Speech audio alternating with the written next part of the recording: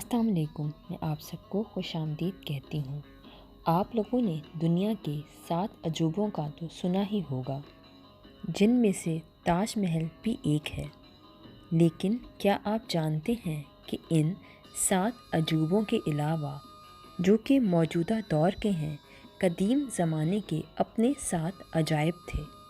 आज मेरी वीडियो इन्हीं 7 अजूबों के मुताल्लिक है, जो कि कदीम ज़माने में पाए जाते थे। आज से तकरीबन 4000 साल कबल भी दुनिया में 7 अजूबे थे, जिनमें से 6 तो बिल्कुल तबाह हो गए हैं, जिनका कोई नामो निशान नहीं है। सिर्फ उनमें से एक ही बचा है।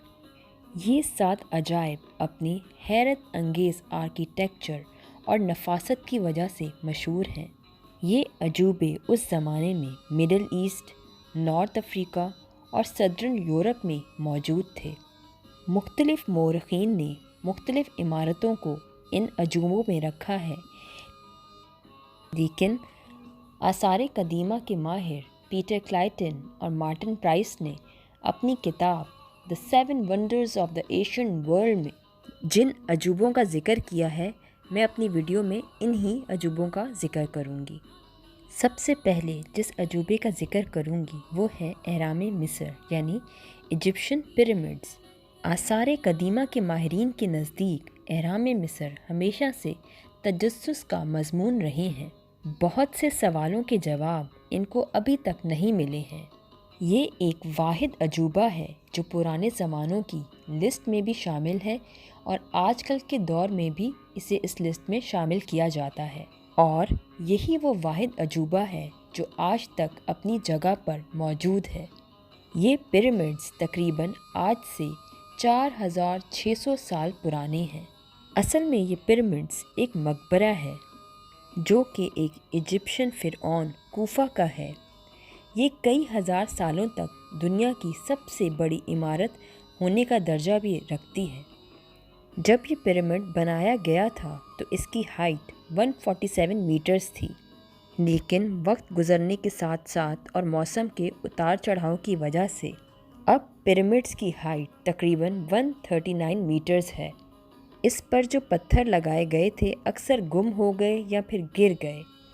इन पिरामिड्स में से एक कमरा जिसमें ताबूत पड़ा होता है किंग का, इस तक पहुंचने के लिए एक गैलरी है। इस गैलरी को बादशाह का कमरा कहा जाता है। इसके अलावा एक कमरा मलका का भी है। दूसरा बड़ा अजूबा स्विंगिंग गार्डन्स ऑफ बेबीलोन है। ये ऊंचाई पर बनाए गए बाग थे जो कि उस ज़माने के मुताबिक एक हैरत अंगेज़ चीज़ थी। ये बाग इराक़ के शहर बेबीलोन में थे। खैर, हमारे पास कोई पुख्ता सबूत नहीं है कि ये असल में कहाँ पर थे, पर पुरानी रवायात के मुताबिक ये बेबीलोन के किंग ने बनाए थे तकरीबन आज से 600 साल कबल मसीह। और इनको बनाने की गर्ज ये थी कि ये अपनी बीवी को खुश करना चाहता था।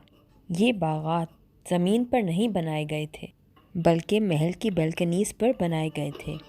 इन बागात के बीचों बीच आबशारें भी निकलती थी। बहुत से कदीम मुसन्निफ़ों ने अपनी किताबों में लिखा है कि ये बाग असल में छोटे छोटे पहाड़ों पर थे और इनके बहुत से हिस्से एक दूसरे के साथ सीढ़ियों के ज़रिए जोड़े गए थे, जिसकी वजह से देखने वालों को ये गुमान होता था कि मुख्तलिफ़ पौधे बग़ैर सहारे के आसमान से लटक रहे हैं। लेकिन अफसोस की बात यह है कि इन बागात के आसार भी बिल्कुल ख़त्म हो गए हैं। तीसरा अजूबा स्टैचू ऑफ ज़्यूस है। कदीम यूनानी मुसन्निफ़ स्ट्रैबो ने अपनी किताब में एक मुजस्मे का ज़िक्र किया है जिसका नाम द स्टैचू ऑफ ज़्यूस या फिर जुपिटर था। ये यूनानियों का एक बहुत बड़ा देवता था।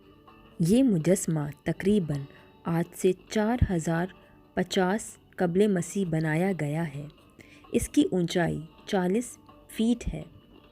ये मुजस्मा बहुत ही नायाब था क्योंकि इसको हाथी के दांतों से बनाया गया था। ये मुजस्मा एक बड़े से तख्त पर बैठा हुआ था और इसका सर छत को छू रहा था। ऐसा लगता है कि वो अभी खड़ा होगा तो छत को फाड़ देगा। एक मौरख ने अपनी किताब में लिखा है कि रोमन एम्परर कैलिगुला ने हुक्म दिया कि जितने भी रोम में मुजस्मे हैं इनके सर को तोड़ दिया जाए। لیکن کنگ کیلیگولا نے ابھی یہ حکم دیا بھی نہیں تھا کہ اس کو کسی نے قتل کر دیا، لیکن بعد میں ان مجسموں کو کس نے توڑا یہ ایک معمہ بن کر ہی رہ گیا ہے۔